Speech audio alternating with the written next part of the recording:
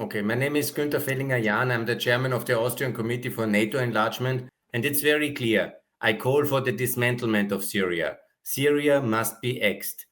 Clearly, Syria is not a viable state, and it's always based on the suppression of the minorities. One minority rules in Damascus against the rest and suppresses everybody else. Yeah? This is not what we understand as a modern state.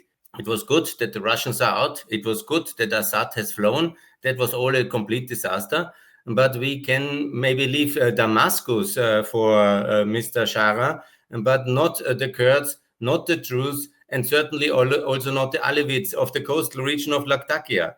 And so I'm calling now since 2 years already for the independence of Latakia, of the ROJAVA, and also of the Druze states. In the ROJAVA, we have achieved more or less a democracy, respect for human rights, and a state-led region, autonomous region, which is governed by the principles of the free world: democracy, human rights, respect for women, minorities, and for property rights. This is under the circumstances of what was the situation in Syria, an enormous, remarkable historical achievement. And I congratulate the people.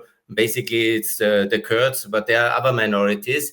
And they have shown that it's possible to make a state, yeah, which is really respecting no matter what religion, ethnicities, sexual beliefs, yeah, gender, or political beliefs. Yeah, you can have a modern state in the Middle East, and it's existing already. And it would be perfect in a perfect world if this would be extended for all of Syria. Basically, Syria should be a greater ROJAVA movement. Yeah? We should recognize independence of ROJAVA, of the Druze in the south, and of the Alawites at the coastal region of Latakia, and maybe in the north, either to be part of the independent state of the ROJAVA, or to have an independent state as well of Aleppo. And just in Damascus, Mr. Shara and his brutal dictatorship can rule for some time until the people there will rise as well.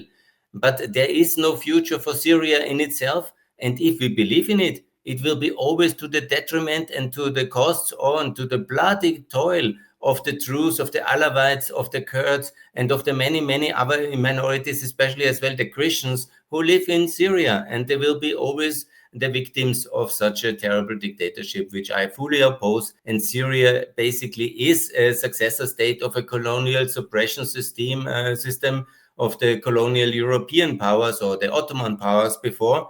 And now it's time for freedom for the various groups inside Syria. And that's why I call for ex-Syria.